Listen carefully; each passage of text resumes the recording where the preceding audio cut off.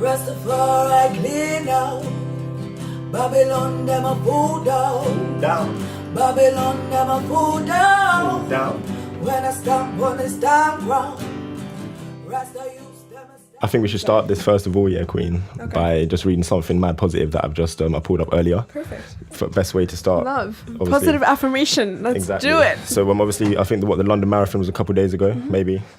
And this is on a website called goodnewsnetwork.org. Okay. I like to go on there every day to kind of like balance out the negative news that we're kind of being forced. Absolutely. And so this is beautiful to me. It says, previous suicidal man runs a marathon with a guy who talked him down from the bridge. Amazing. How beautiful is that? That is so incredible. And it's also such a testament to the human spirit, right? Endurance.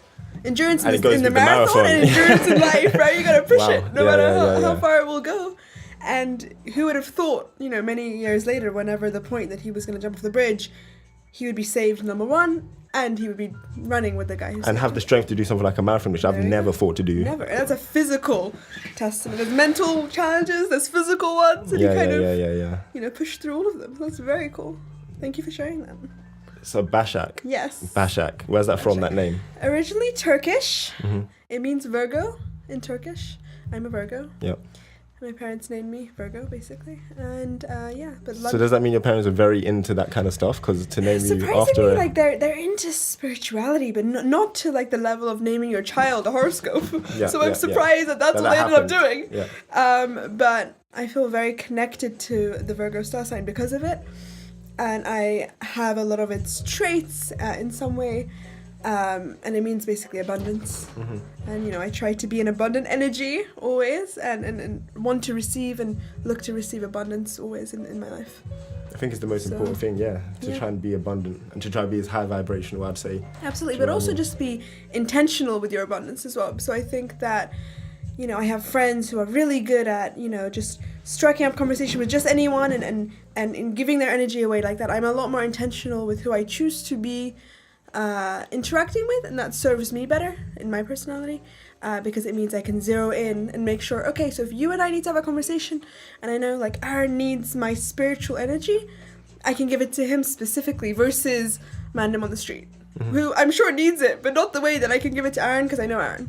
I think it's I can kind of relate to how when you kind of understand certain ways the universe work, you kind of realize that you kind of want to just give as much as you can, right? Absolutely. In order, it's not because I want to receive, because that would almost be egotistical, but you actually know that you want to just give as much as you can. But then when people start to see that essence inside you, you realize that a lot of people can kind of be like energy vampires. Do you know what I mean? And take that energy from you. Moths to the light. It happened to me today. Actually, it's really funny. I won't go into it because it's private for someone. But someone kind of came to me with a lot of problems, and I don't know the person. And it was kind of like she just kept on coming to me with these problems.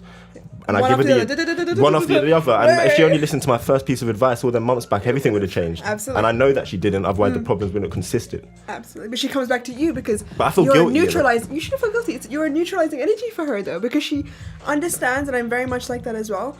And this is why I come back to the point of being intentional. I don't think it's a bad thing at all. I think that's a very intelligent thing to do because your energy reserves are only so much.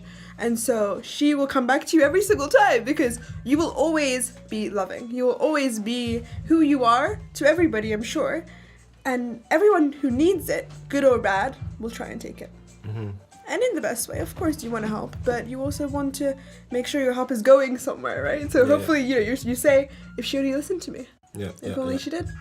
So it's I think something I learned today is allowing myself to not feel guilty to release someone that kind of doesn't actually take any action for themselves. It's difficult because I'm always thinking, what if she is suicidal like this man, Right.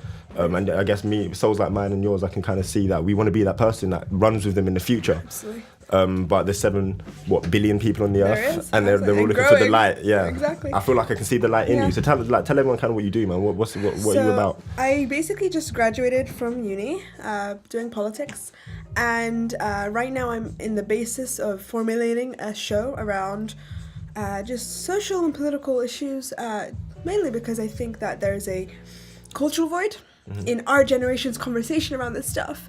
And I believe in our voices, and I believe in our empowerment, and I don't think that we have been given the platforms, people of all ethnicities, but specifically, Latinos, Black people, people from underprivileged minorities, backgrounds, minorities, And that's a lot of my focuses. I like culture, I love ethnicities, I love kind of mixing those things.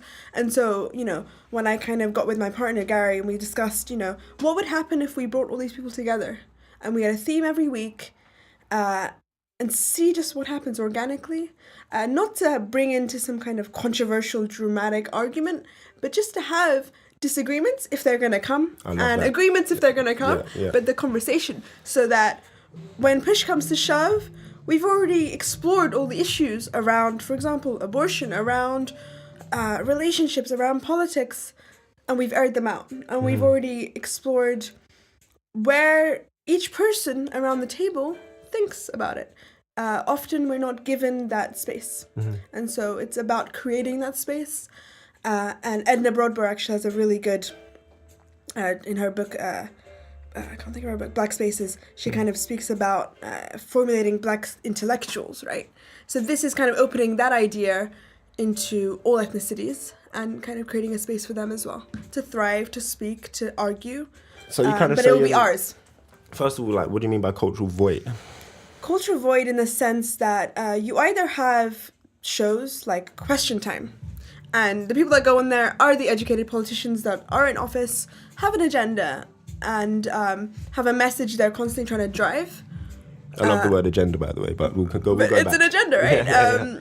Or you have, smaller podcasts or smaller radio that I can't even reference because they're not mainstream enough. It's like trying to bring those two things together so that they can speak about it in a big way and be like, okay, so it's the show is called Whiskey in a Teacup. There we go. And it's about saying, okay, Whiskey in a Teacup is going to be that show. Or, what you are doing is going to be that show, podcast where people want to hear you and hear what you have to say. And I guess, you must have heard of Akala, right? Ricardo, no. Akala. Of course, he's insane. He's insane and he's beautiful, but I guess the message is that I feel like from you is that we need more Akalas, we need more people representing it so that he's not, because did you know how fast he has to speak to try and get all this information in, because they're only giving it to one guy. It's like they're sitting there like, go on, little, right. So like, he's the only conscious guy in the room, and he has to slam it out 1,000 miles an hour. It's like he has to go all the way back to like Marcus Garvey and you know what I mean? And he's trying to represent for people that they exist. You're here doing this, and this is so commendable and so beautiful that you are taking your time to have these conversations. Let's expand. Let's have more people around the table, That will come with time, and that needs kind of a spiritual shift in thought. And this is why I talk about the cultural void. We need to change the way we think. We need to change about what we're channeling our energy into, and we're worrying about less about the Kardashians and more about these issues, because they get paid either way. What are you doing to advance your It's a crazy distraction, isn't it? Exactly. And like you said in the beginning, we have to control our inputs. Yeah. And what we tune into, what we discuss, what we engage with, what we reject, everything you can choose, right? You choose this life. You don't get to choose what happens to you in this life. Your cards are dealt, but you choose some things, right?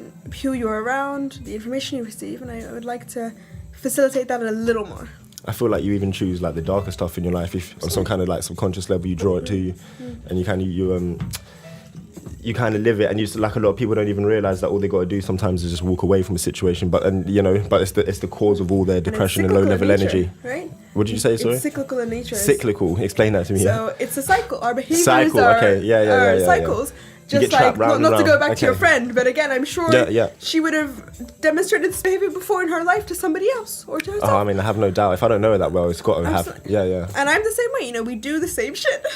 So it's about breaking out of those damaging behaviors to positive ones, and that's very difficult because most of the time you only know one way to act, right?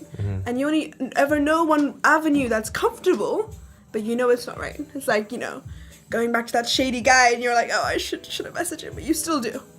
It's that kind of thing, and it's just taking a step back and being like, is this going to serve me?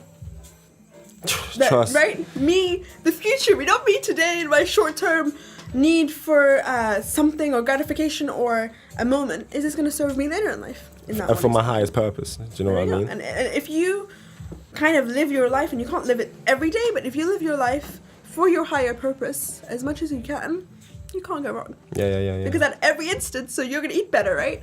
Every instance, you're like, all right, this is for future Bashak, right? This is for future, and future you is going to thank you. What do you eat? Like, if you don't mind me asking. I'm interested because you're so powerful, I can tell. I am like salmon obsessed. Okay. Salmon, avocado, smoothies. Salmon, did you say? Salmon, yeah. So are you pescatarian or do you eat meat, a bit of everything right now? My parents would kill me if I was vegetarian. Turkish families, they love their There's that cultural carnivores. karma. My father would rather I was a lesbian. That's a true story. For real.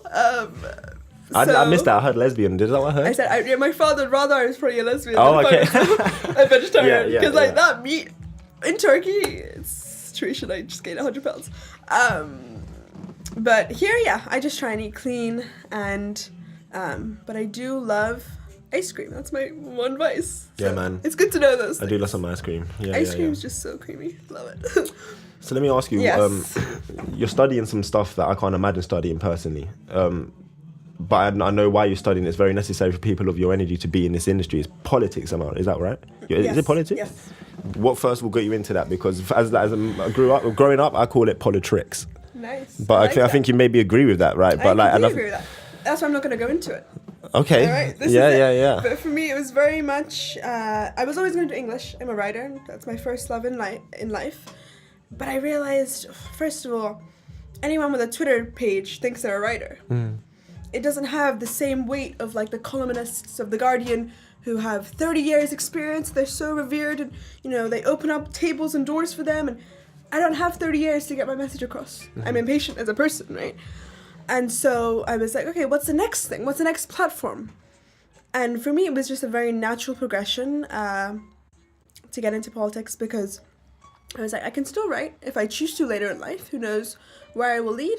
But I can write around subject matter, and I can write about actual tangible things and people and connectivity and social research. And that's actually why I'm going to be going to do a master's in sociology in August, because again, my life journey has drawn me into the actual interest. So politics was the starting ground.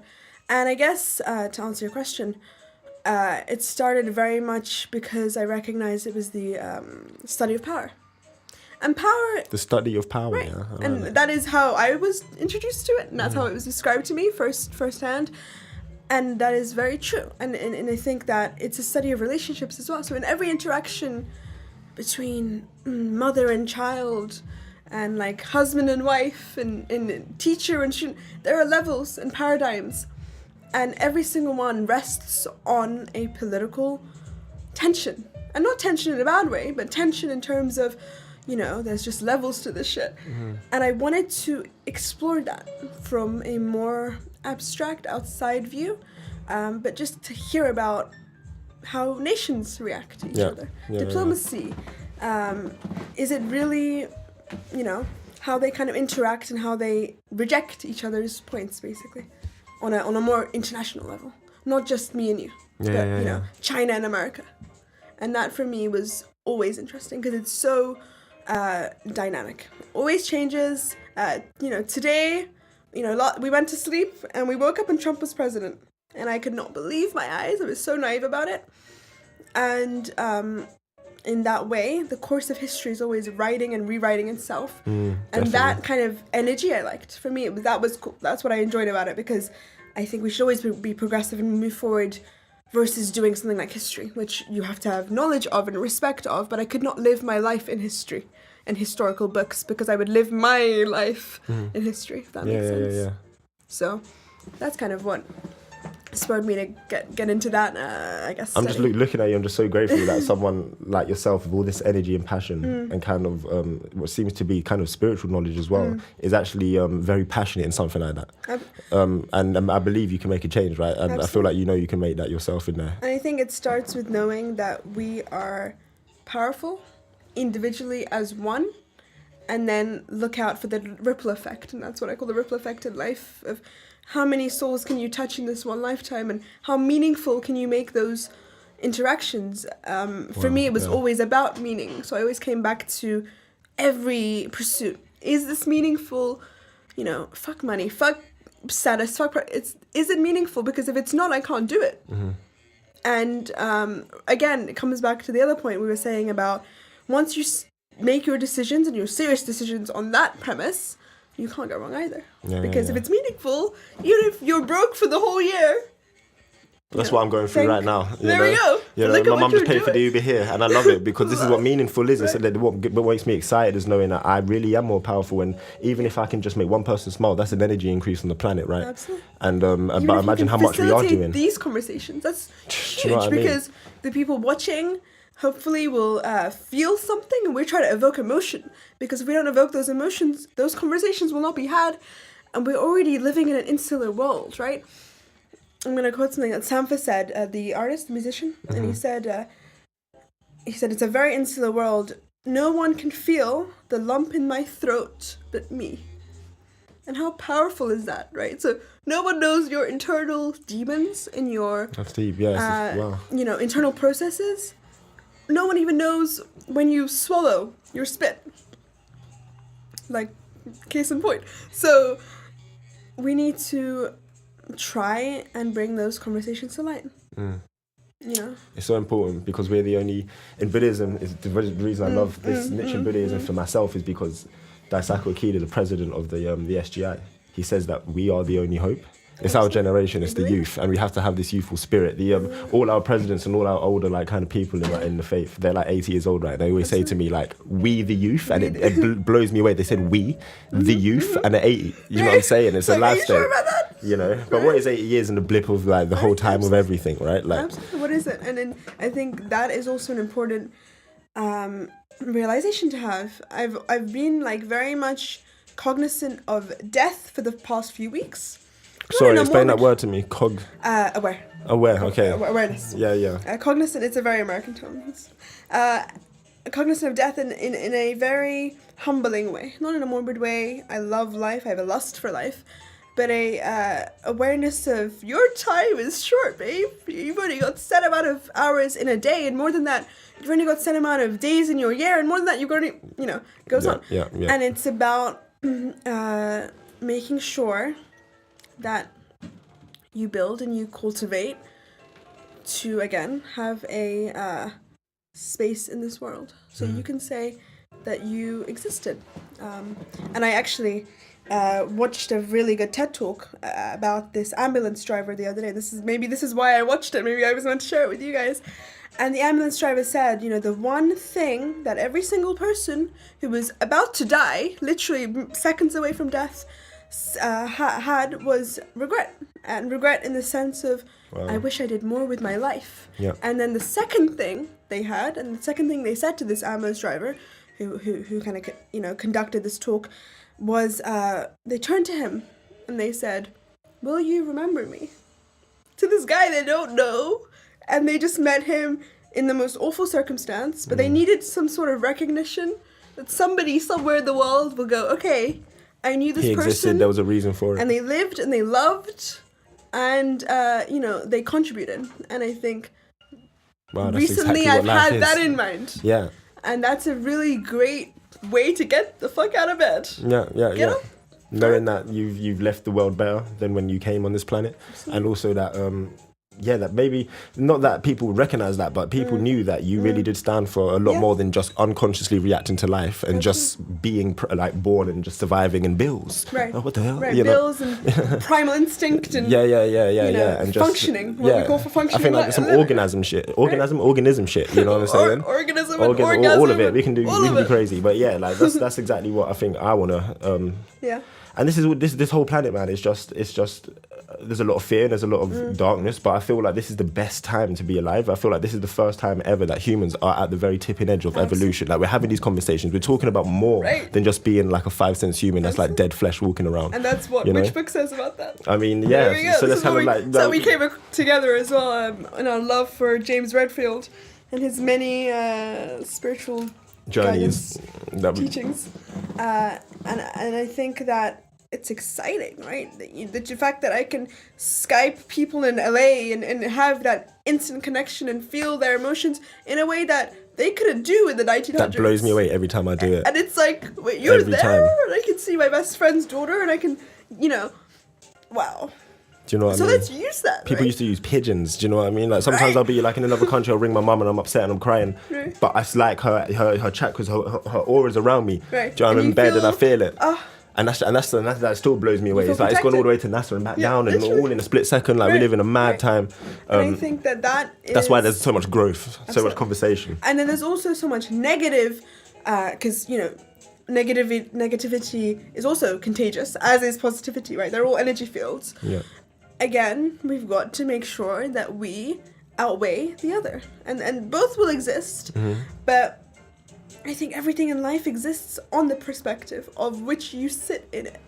Even death, even the worst days of my life or the worst days of your life, you know, and this is cliche as shit, but just to be like, all right, you know, I had to go through those motions, and they're emotions. They're not your, Oh man, they're not your life. it's not cliche. I think that's the most important thing. Right. Be in that high life state and see that everything you've ever done is turning poison into medicine, and carving you. Do you know what I'm saying? Carving you, absolutely. And Carving you and that. Do you setting know you what? free. This is amazing that you said this, because this is actually my April 25th. This is my daily encouragement for Buddhism. Please tell It me. says, adversity gives birth to greatness. The greater the challenge and difficulties we face, the greater opportunity we have to grow and develop as people. A life without adversity, a life of ease and comfort produces nothing and leaves us with nothing. This is one of the most indisputable facts of life. Love that. It's basically, do you know what I mean? And so like, it's just always carving us and allowing us to be more. And that's why I'm so happy I never had a silver spoon when I was born. You know what I'm saying? Right. And so I had to miss all of that kind of like, Right. And you had to really growth. grind and graft and be real and understand life hustle is for your life. Yeah, But also then learn the meaning of your life. And learn the meaning of what it is to get to where you are, so that you know where you want to go even more, and, you know, greater heights and greater blessings always. That's a really important, you know, encouragement to read and to internalize.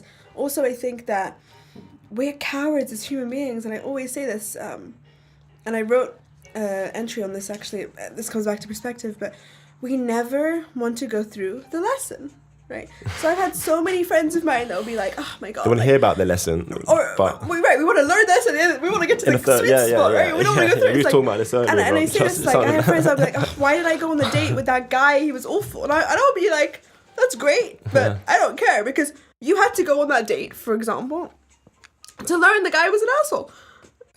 Like, feel good in that.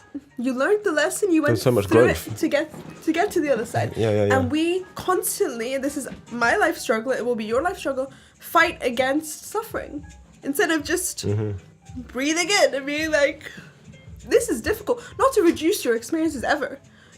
You're allowed to go through emotions in difficult times, but to recognize that it's necessary and it's human and it's part of our makeup, and it's also what will get us to the other side. You're constantly being tested at all times, like you said, to be carved. And being carved is nor pretty, nor is it comfortable at times.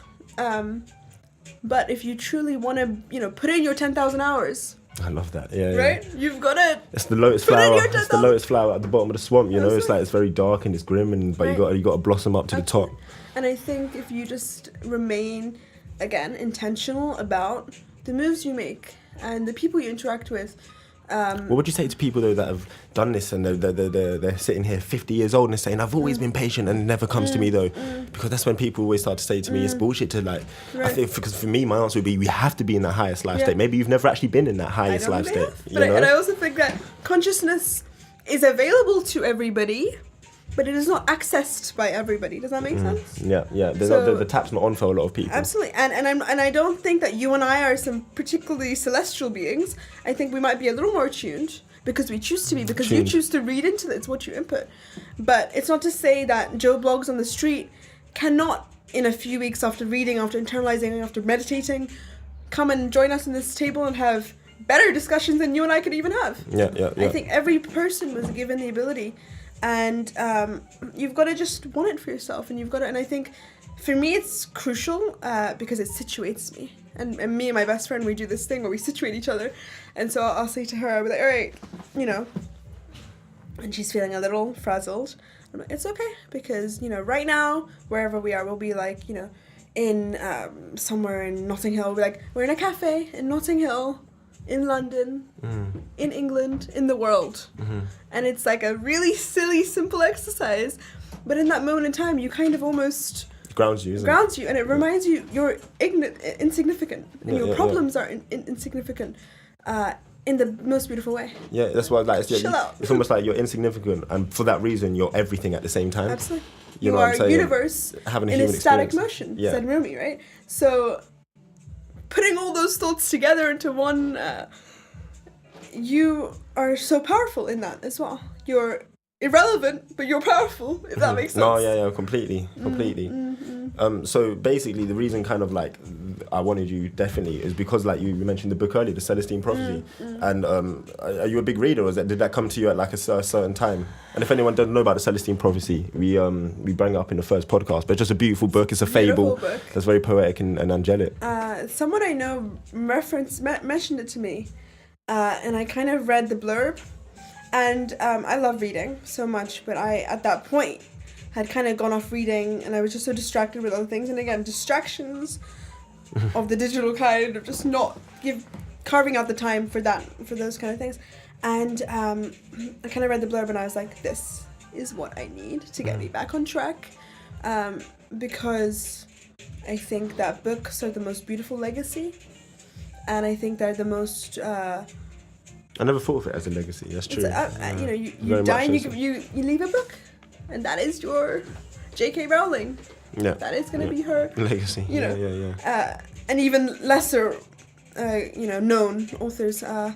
And for me, that was a really good intro back into reading, and also just back into connectivity. Because I literally, tell me if you had this experience. When I started reading it, I started vibrating. Like, literally, like, I would just be like, wow, I can feel this. And, I definitely had them wide-eyed moments. You start looking up and you're like, you're wait, very... I think for me, maybe it's just like being very, so present. Like, you're so present, and it's just like, it was slightly overwhelming. It's slightly, but it's like almost so addictive.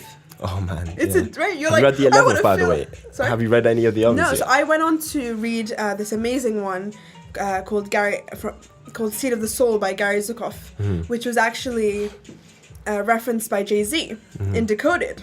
And Decoded for me was a life-changing book thing, which is a weird thing to say, but it's kind of where my love for rap started, and rap for words as well. Yeah. And he very much said it's one of the best books ever. So now I'm reading that. And that's just the more sophisticatedly written version of the Celestine Prophecy. But still very similar, yeah. Similar concepts, just less in a storytelling form, because as you know, for those that don't know, Celestine Prophecy was more of a journey to Peru. I've got some of the actual 9 insights here, because the book, without actually, without kind of like ruining the story for anyone, we won't tell them like how he got away or anything like that. But it's about a man who kind of just like discovers on a trip, through following his intuition, that there's like a lot of different steps that humanity need to go through in order to come back to who we actually are, which is truth, love, vibration, the color pink, like all of it. And I loved in the book that they kind of again spoke about the trajectory of human history. So they said that blew my mind on the plane. Yes. Dobson, oh my day, amazing. So we start, and I'm gonna completely misquote this, but we completely start same. I'm always the same. I'm like ramble out. Yeah. We start, we start in the Middle Ages, I think, and we kind of go on, and this is a time where God rules, and good is God and the devil is evil. And then the kind of allegations start coming out about the church being a little shady, and the priests not taking money for and controlling faith the power and using it for power. Scrubbing so out scriptures. Start moving away from faith so much. It's not so much like when there's an earthquake, that's God raining down on us, and that belief system was so prevalent and so strong. They start moving away from that into science and scientific discovery but they said by the time they sent all the people out, by the time they came back, we still did not get really the answers that we... You're talking about in space, when they go to space. Exactly. Yeah. We did not get the answers we really wanted, and so in a way... They were looking for God, literally, a man with a beard. And more than God almost, they were looking for meaning. Meaning, right? yeah. So God, what are the 3 main faiths have in common? Pretty much everything, right? They all have, one God, one spiritual space, the same kind of teachings. And for me, that is the universe. And that is what I call the universe always. It's the universe energy that surrounds us. Yeah. And they were looking for meaning within this universe. And I so resonated with the book, and tell me if this is true for you as well, because I still feel like on a day-to-day basis, we're restless.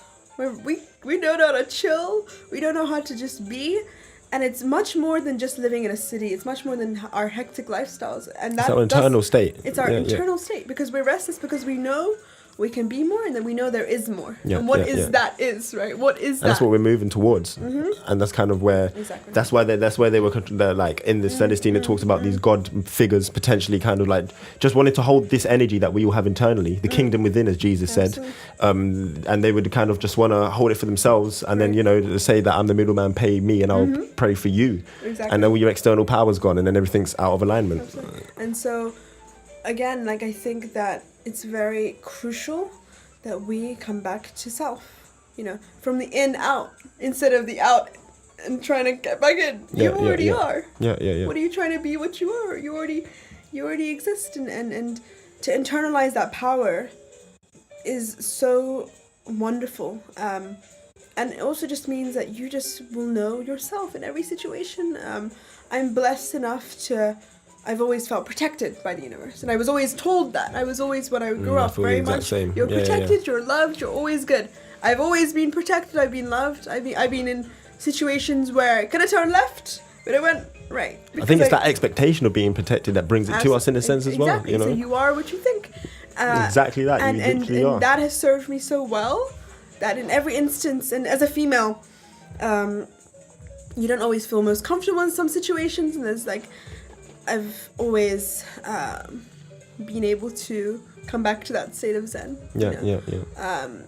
And that has made me so much more able to come into any room and handle myself and be in platforms and have the kind of conversations that I wouldn't have been able to have otherwise. Because I'm good.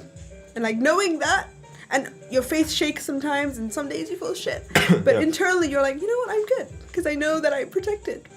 Things won't always go my way, but it's knowing that you are safe. And that's a primal instinct, right? So that kind of feeds back into that sense of security we all need. And if your security is the world, then you really are good. You're really gonna be okay, no matter what happens. And that's the kind of energy that I want to inspire and meditate on always.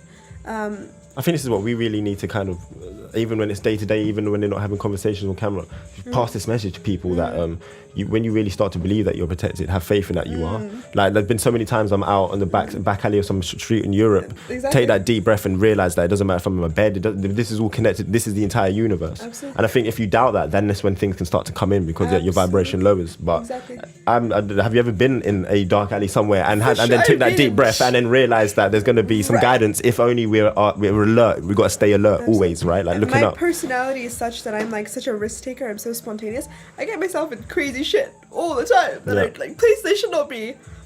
But I kind of love that as well, which gets me into trouble sometimes. And I've always had to kind of come back to that space sometimes. I'm like, all right, you know what? You're okay. You can handle yourself in the dark alleyways, so to speak. And that is a really, if you guys take nothing else out of this conversation, I think that's a really good starting point. Because once you know that the universe got you, you will then want to learn more about it and be more in tune with it and realize the shapes and forms that take. So that can take the shape of, many forms, you know, a stranger in the street helping you with something. It can take the shape of your and realizing that stranger was so much more than just a coincidence. Absolutely. It was actually always kind of written in the stars. Prophecy says there are no coincidences. There is no coincidences. And they say in every instance that two people meet, it has to be intentional. And it is our duty, for example, Aaron and I's, to figure out what messages, so maybe at the end this is what we should do, what messages have you relayed to me that I needed to know, and what I at the end have told you that you felt like you needed to know. And it is our duty to kind of figure those things out to come to the truth, right? The truth exists external to us, and we're always trying to just search and uncover, and that is why we create, and that is why we sing, and that is why we paint, to get to that good stuff, right? And it only ever starts with a conversation. Yeah. So let's have those conversations and full speech and then action. Do stuff, man. Be as creative as possible. Right? And be vulnerable. What are your thoughts? I wanted to ask. Yeah. On vulnerability as a male. Because I have a lot of thoughts about this one. I love that question. I talk so much. I think first of all, I don't know. I don't want to seem sexy when I say this, but I'm very in tune with my feminine energy. But first of all, I only like women. It's nothing like that. This is actually just a spiritual thing. It's the yin and yang of everything. So I'm very in tune with that feminine energy. For that reason, I've always been very happy to be vulnerable in front of all my friends. And if I have to be on my knees crying, not that that's what women do, but I'm just being. If I have to be in that energy, I'm very comfortable to be that. So like even some like my music, I did an acoustic thing recently, and I felt so vulnerable, and you can see when I watch it back, I'm like this, and I'm covering myself. Cringing. But I love that. I mean, this vulnerability means that someone thinks, oh, if he's kind of cool, but he's vulnerable, I can be the same. Inspiration. You know what I'm saying? Absolutely. So I think I want to use that vulnerability to be inspirational, man. Like, do you know what I mean? Like, I've never done podcasts before. I've only done 2. I'm young, and I don't even know much about the way that the actual world runs, but I just know in my heart I can change it. So we just keep pushing forward. All you ever need. It's all you ever need, right? Because all the rest is some left brain mind shit that you're gonna get lost in. I just have it in my heart chakra. But I'm a fairy, and that's what we all kind of need. I feel like you're very like you're fairy, but you're left brain fairy as well. I'm a left brain. I love that. Do you know what I mean? Does that resonate with you? Though? Because like I need so much. Good. You're a left brain fairy, innit? Because you need. I'm a fairy with facts. Yeah, exactly. Right. No, I love that. That's really. So what about why did you ask about vulnerability? Just because I think it's unstable with men. I think we're all trying to be alpha male and hide that vulnerability. I agree, and I think that so I say, my friends, I'll tell you, they're fucking dramatic. My girlfriends, I get the craziest phone calls, and we're over dramatic. I will put myself into that bracket. And the men in my life, my friends, are underwhelmingly don't want to. Don't want to know, don't want to feel, and I'm just don't want not to feel. Right, and I'm just not into it because, why is it? And this is my favorite kind of question to ask guys to just catch them off guard because I just like that shit. I'll just be like, all right, when was the last time you cried? And every time, and I don't say it for the answer, I don't care for the answer. I say it for the reaction because every time I ask that question to people, they'll like, should I tell her the truth? Should I? But if I asked a girl that, last week. Oh, yesterday. 2 weeks straight an hour ago. Straight. My arm was on some stress shit. I was there hugging it out like, we gonna survive this. That's me, man. Yeah. But I love that, right? That's you will. Man, always, there's no resisting. But you will always benefit for that. Yeah, we benefit. There's a scientific cleanse going on there, man. I think that females get like the better end of the stick unfairly with this because if I started crying right now, you guys are like, oh, that's a shame. But if you started crying, it'd be more of a big deal. Why is that? Are you not as human as I am? You know, the same kind of touch or feeling or energy or blood flowing through your veins? I don't get it. And so my issue with it is always that I'm trying to encourage kind of, the youth to be softer, especially, young guys. I like that. That's a good way of seeing the way no son of mine is gonna not cry. No son of mine is gonna be so told to man up, right? I'm gonna make sure my children don't do that if I ever have any. But I'm just one person, and I kind of think that's an important thing to bring up because I wanted to hear what other people had to say. Because it starts with us, and it starts with our teachings that we put into our children. I think it's very much about it's not even about the youth because they've already internalized some things. It's about the children and what behaviors you deem to be acceptable to them. Because you, to an extent, control that and their emotional reactions. That could be as simple as a dad crying in front of his children casually, and no kind of like don't let this happen. And it does not negate from your masculinity, It does not make you less of a man or less sexy to the female or less, just less. Like less, exactly. Didn't you love it in the Celestine as well when they kind of the main character of John, maybe his name is, he's in the car and then he addresses a little 5-year-old in the car and he's like, oh, so how old is she? And then the woman's like, talk to her. Yeah, she's like, talk to her. Like, she's a human sentient being who's beautiful. Like, and that's how we're kind of conditioning our children to like. At first you think you're littler and there has to be a middleman for you to have communicate. And imagine that. And that simple thing made me realize, wow, my children are really hella different. As well, I'll like cuddle them. It's like a dog, you know what I'm saying? It's also fun for us. 5 years old, man. Talk to me like talk to me straight, like you would, and maybe simplify your words. And that'll make them develop thoughts though, where they realize I'm on my own. And also they will just be taken seriously, and then respond in a serious way. So they're gonna, and I think that's again, why do we do that as a culture? We all kind of just like, oh, how cute. And that's not always the best way to approach the child or talk to the child, and what lessons are you really giving that? You're only reinforcing the child's infancy some more. Basically prolonging it. Making the child feel more of a, And again, the premise that we keep coming back to, unless we have these open dialogues, shit doesn't change. And I don't think we need the politicians to tell us how to raise our kids or how to, live our lives or anything. But we need to be interested enough in the direction of our own lives, outside of our social circles, outside of the conversations you might have with your friends, to make sure that these issues, because they are issues, are addressed by us, by people with a voice, who are ordinary people, with Very no agenda. Much so ordinary. Nice. Repping them. But wanna have something to say. Yeah. So I think that's the premise that we come from, and I love what you have done. I love the vibes, guys. The Buddha is everything. Ordinary people are going to change the world, man. It's the people at the bottom of the triangle that are going to actually be able to actually change this stuff. It's not the individual, potentially 5 people at the top, And but that's the thing. That's how humanity has been so brainwashed that there's all of us at the bottom. And none of us, hardly any of us know that that's where the weight is. And that's where the great change is. And it's through exactly what we're doing here today. Or even if going on Facebook Live, man, I'm not even a big fan of that. But just making that change, everything here is happening for a reason. Absolutely. And the individual person has the most power. One person's mind can change the whole, could start a revolution. Jobs. Do you know what I mean? Steve Jobs, trust me. And everything changed when he died. Could you find it? Because it's a really good one. Let me have a look. It starts, the thinkers, the doers. It's a whole paragraph. Okay. It's one of my favorite ones. And I read it when I was literally 10. And I put it on my, blackboard at the time, or vision board at the time. And it's always been... Who's it by? Steve Jobs. He actually says it. Jobs, he says it at a commencement speech at a university before he died, a few years before he died. And it's a really powerful speech. If you guys haven't seen it, please do check it out. The Thinkers, and if you read it, you're going to exactly... And this is what they based their company on, and that is why it's now the most powerful and most successful corporation in America and the world. Case in point, Apple computers.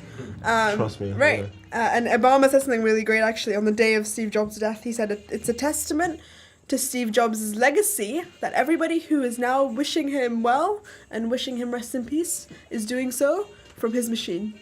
Wow. Or, paraphrasing, but... I'm gonna there's a video. Let me see if I can just play it instead, because I don't know if there's a speech. Okay, Let me see sure. I don't even know. I found the quote. Oh yeah, you found the quote? Absolutely. Glide at age 40.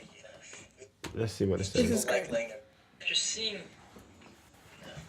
my entire life's been spent only in one industry, which is this one.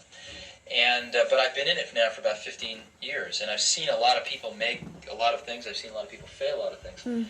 And my point of view on this, or my observation, is that the doers are the major thinkers. Damn right. The people that really create the things that change this industry are both the thinker-doer in one person. Wow. And if we really go back and we examine, did Leonardo have a guy off to the side that was thinking 5 years out in the future what he would paint or the technology he would use to paint it? Of course not. Leonardo was the Can I just artist. pause this and say that? I don't know if you can see that man that's young. And this is all He joke. is looking the full head of hair. No is he? problem, kid. No, wrong there. Man's basically saying it's the absolute the people that are actually gonna do what they're thinking. It's action. So many people have. I've been thinking about this for years, and then one day I thought, you know what? Yeah, let me just holler some man and then trust the universe and let it all come in, and it's doing it, and they're here, and it's an hour or two of our time. Thank goodness you did, because we would not have this exchange. And I think that's And what we I'm needed learning to. right now. Wake up. Yeah, if you got to do a job, do your job. But in your spare time, there's so much you can do, man, to make a change. And you already know what that is. Don't tell me you don't, right? So for me, it was poetry, and I always knew I'd be a really good writer. And I finally have started compiling that, and I'm in the action of doing it. I'm like, all right, before I'm... Poetry, yeah. So I'm writing right now, crazy. And the more you do what you know you should do, it unveils itself to you, right? It's like just courting a lady. You just gotta kind of coax her a little bit, and then she's down. So just kind of. Is that all? Yeah. Let's not get into that one. Yeah. But You're right. Explore your own, what you have been given in this world to do. Yeah. If yours is speaking to the masses, then make sure that this podcast for you every week is your hunger and your passion. You come with a new found energy every time, because No, thank you. if you start, it will just, really just take Be off. consistent with it, and man. consistent with it, and more than that, just organic. Always keep it authentic, as I know you will, because you can't not be anything but what you are. But it will just you will explore new depths Yeah. with it, with new guests and suddenly you'll end up talking about conspiracy theories one week. We're going, and oh yeah, man, we're going the crazy. next, right? Yeah. And You in best that watch way, out. it's, You best watch out. It's gonna get peak. But yeah, Exactly. definitely. Listen, we've got about 5 minutes left. I just want to kind of ask you what your intentions are for the future and what you kind of plan to do this year, and how you see yourself towards the end of your life and what you hope the blood clot you did. That's a lot of questions. I know it's a lot of questions, but it's like one at the same time. If you ask me, That is true. basically, what's your purpose? What's my purpose? Purpose is to connect. I think that has to be the central purpose, to connect, to have tangible connections with every person you come across, to be cognizant, to be aware. I want to kind of reach another level of spirituality, so that's my personal purpose, I think, right now. I just want to really explore what's there, what I've always known to be there. Professionally, hopefully gonna go back to the States in August. I'm trying to get back there because I feel like my alignment is meant to be there right now. I really do feel that in the right time, and I want to explore what that means. Well, Right. for America, yeah. Right. I want to explore what that means and why I'm so drawn to being there again. Yeah. And in that way, kind of expand on every opportunity that you are given, and make your every single day life, everyday life, exciting. Just be excited for your life. Surround yourself with some good people. Drink well, eat well, all of that good stuff. Just be As present a as possible. holistic person. Yeah, And whatever that entails for you might be different for me, but make sure that you don't harm anyone. And imagine if 7 billion people start to do exactly that, Yeah, that's it. and then suddenly it'll be, instead of just doing it for yourself, there'll be a group consciousness And it'll gathering. be harmony, There'll be so much more and harmony, in another sense also, just to make sure that we are using our voices and you are using your voice to the best of your ability, and I'm doing the same because we were given it, right? Not everybody can get up on film and talk what you are talking about, so this was for you, and there are going to be scientists in the world, and that's their path, and if this is your path, you've got to just make sure that you do right by it. I always say that it takes a village, right? It always does, and you are a culmination of every single experience you've ever gone through in your life, right? Good or bad. Wow. You're a product of the babysitter that babysat you when you were 3 years old, to your mum, And what she thought about life, and how powerful was that? What she imprinted on you, even Yeah. in a second, even in a word, even in a single interaction, and you owe it to those things to be the best of your ability. So, kind of tuning into all of those things and all the concepts we talked about, and making sure that we do and we create and we challenge and we suffer. We suffer in a content way, in a we got this. That's amazing. That kind of thing. What about you, real quick? I think my main purpose is to just kind of be a pioneer of change for my generation. Beautiful. Kind of really recognize that not everyone's going to do it. So if I can inspire a couple people to just do stuff like this, make music even if you think it's shit, and just hope that it's a high vibrational music than the shit that's out there, because it's all shit really, if you ask me Right, anyway. absolutely. So just like just be positive, yeah. And if and for me, kind of escape the kind of Babylon system. Not really have to, as much as I can, prove that through spirituality and through faith and law of attraction, you can really achieve things effortlessly instead of working as hard as you have to every single day. Because once you're on the right path, it will. Everything becomes aligned, you know. You'll meet people, right? Yeah. Even the way that we got in touch. This is a perfect example of how everything's harmonic, It's just, you know. and that's when you feel like, okay, we're both in the right space, and let's just carry on this way. Yeah. Whatever we did to get here. Where can people find you, Queen, online? Like, are you going to do something like this yourself? I heard you said you're going to do So we're right now in the process of getting a promo video together for the Whiskey in a Teacup for casting. So you can follow me on my personal Instagram, which is at bash.ak. How do you spell that? bash.ak. Okay. So Bashak is the name. And very shortly I will try and kind of get the ball rolling with the show, and I would love to have you. Well, let's do it. Yeah. That's what we're here carry to on do. this conversation. So. Trust me, man. Well, thank you so much for coming all this way, man. My And pleasure. I know that through more and more of these conversations, we're going to change the world. Absolutely. Queen, love, man. Love it. Thank you so you. much. Of course. Bless. Rastafari clean out. Babylon them a fool down. Babylon them a fool down. When I stamp on the stamp ground. Rasta you